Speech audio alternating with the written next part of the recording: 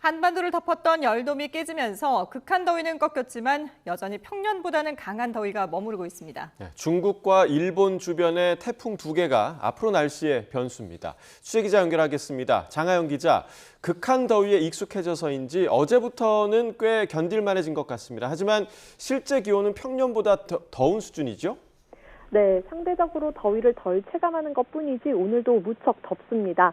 오후 2시 40분 현재 서울 기온 34.1도인데 평년보다 2도 정도 높은 수준입니다. 강원과 경북 내륙을 제외한 대부분 지역에서 평년보다 1도에서 4도 정도 높은 기온 보이고 있습니다. 오후 2시 기준 우리나라 최고 기온을 색깔로 나타냈습니다. 지난주에 비해 붉은 기운이 확실히 사라졌습니다.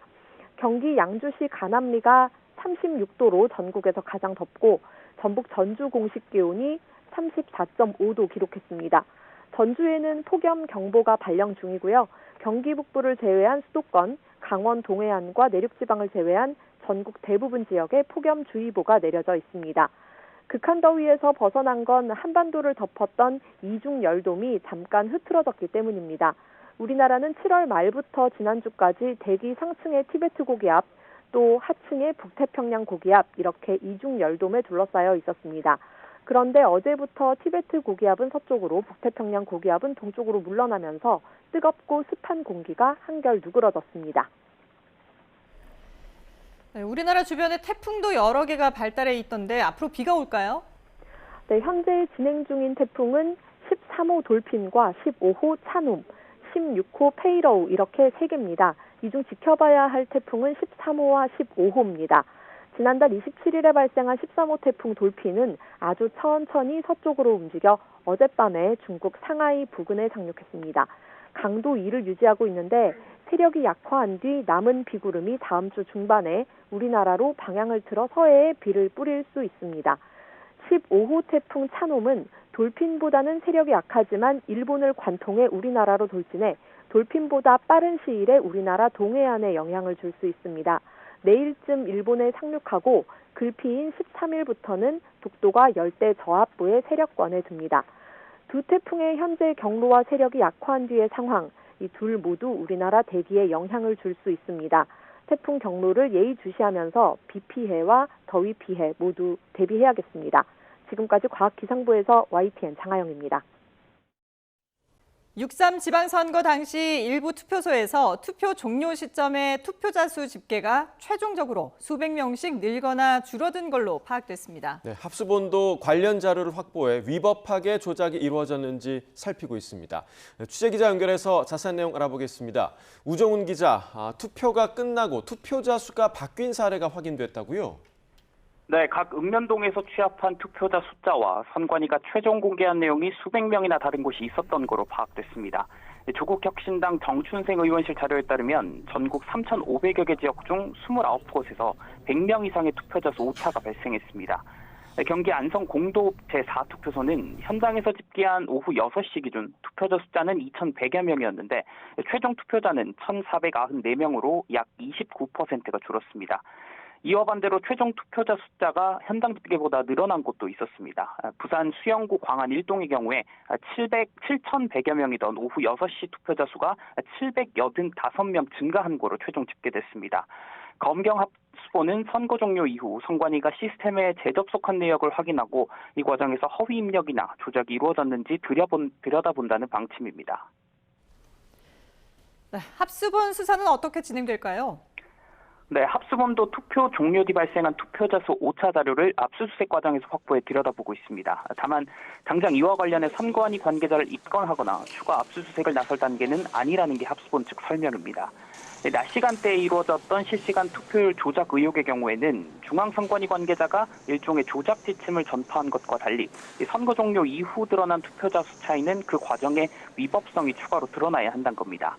이와 별개로 국민의힘 주진우 의원은 오후 3시에 투표자 숫자가 오후 1시에 먼저 입력되는 등 미리 오입력된 사례가 확인됐다고 주장했는데요. 합수본은 추후 들여다볼 부분인 것 같지만 여건상 당장 수사에 착수하진 않았다는 입장입니다. 합수본은 오늘 투표 공개 조작 의혹과 관련해 중앙선관위 압수수색을 이어가는 한편 외유성 출처 의혹도 조사를 진행할 예정입니다. 지금까지 사회부에서 전해드렸습니다. 태평양에서 발생해 무려 6,000km 넘게 이동한 제13호 태풍 돌핀은 결국 중국을 강타했습니다. 경제 수도로 꼽히는 상하이와 항저우 등 동부 연안은 그야말로 쑥대밭이 됐습니다. 중국 연결해 보겠습니다. 강정규 특파원. 네, 베이징입니다. 네, 이번 태풍 얼마나 강력했습니까? 네, 태풍은 현지 시각 어제 오후 5시 반과 6시쯤 중국 동부 저장성 해안에 2번에 걸쳐 상륙했습니다.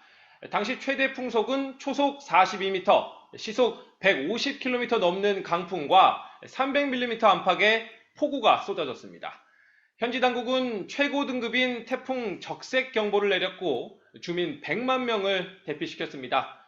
경제 수도 상하이에서만 여객기가 1,500편 가까이 취소됐고 열차와 여객선 운항도 중단됐습니다. 앞서 태풍은 일본 오키나와와 타이완도 강타했는데요. 타이완에선 6명 부상에 재산 피해 632건이 접수됐고 항구에 쌓아둔 컨테이너들이 쓰러지기도 했습니다. 네, 이런 태풍의 강도가 주목이 됐는데 중국에선 이례적으로 보는 대목이 또 있다고요? 네, 지난달 27일 적도 부근에서 발생한 태풍 돌핀이 무려 6,000km 넘게 이동했다는 점입니다. 15일 이상 세력을 유지한 것도 보통 태풍 수명의 3배를 웃돈다고 합니다. 태풍 소용돌이의 전체 크기가 한반도보다 큰 직경 1,300km를 뒤덮는다는 점도 이례적입니다. 태풍 발달 과정에서 태평양의 열과 수증기를 꾸준히 공급받으면서 새를 불렸다는 설명인데요. 그래서 태풍이 상륙한 저장성은 물론 안후이와 허난 등 주변 지역까지 산사태, 홍수 경보가 내려졌습니다. 또 태풍은 모레까지 한반도에서 가까운 산둥과 베이징에도 폭우를 뿌릴 거란 예보입니다. 지금까지 베이징에서 전해드렸습니다. 익명의 SNS 게시물에서 시작된 배우 황정민 사생활 폭로 논란이 좀처럼 잦아들지 않고 있습니다. 유명 연예인을 겨냥한 폭로가 왜 끊이지 않는지 김승환 기자가 짚어봤습니다. 지난달 말 신원을 알 수 없는 SNS 계정에 배우 황정민의 사생활 관련 글이 갑자기 올라왔습니다. 황정민과 주고받은 메시지와 통화 내용이라고 주장하는 자료는 물론 사진까지 공개됐습니다. 황정민의 소속사는 작성자가 황정민을 스토킹한 범죄 피의자이고 법원이 벌금 300만 원의 약식 명령을 내렸다고 설명했습니다. 작성자는 이에 불복해 정식 재판을 청구했고 현재 1심 재판이 진행 중이라며 맞섰습니다. 지난해 배우 김수현 역시 고 김세론과의 관계를 둘러싼 의혹이 제기된 뒤 사진과 메시지가 폭로돼 논란에 휩싸였습니다. 김수현은 의혹이 불거진 뒤 1년 만에 경찰의 무혐의 결론이 나온 뒤 해외 광고 촬영으로 활동을 재개했지만 그 사이 연애 활동에는 큰 차질을 빚었습니다. 두 사건의 사실관계와 당사자는 다르지만 공방이 확산하는 과정은 닮았습니다. 폭로와 반박이 나오면 또 다른 폭로가 나오는 진실 공방이 이뤄졌다는 겁니다. 그 앞뒤 맥락이라든가 전후 대화 내용 그리고 말할 때의 태도나 목소리 이런 것들까지 다 종합적으로 판단하지 않으면 이것이 어떤 상황에서 나온 말인지 알 수가 없기 때문에 또 하나의 공통점은 폭로 대상이 톱스타라는 점입니다.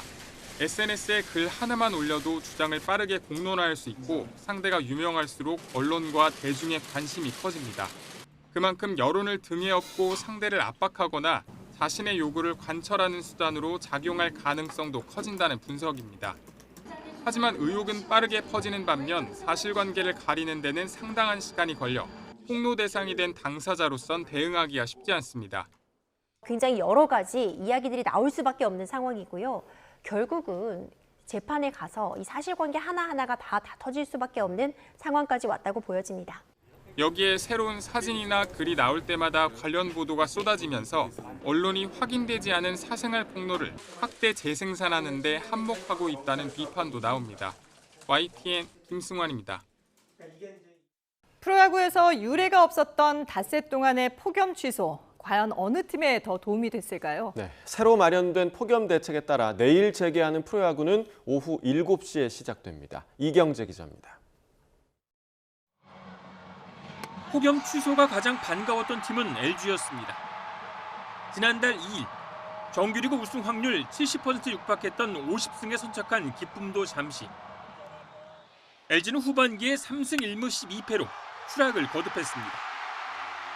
투타가 동반 부진에 빠졌고 강팀다운 경기 운영도 사라졌습니다. 잘 나가던 삼성도 취소 전 5경기에서 1승 4패로 선두를 KT에 뺏겼습니다. 새로 영입한 외국인 투수 페덱과 보스가 차례로 무더위에 허덕였습니다.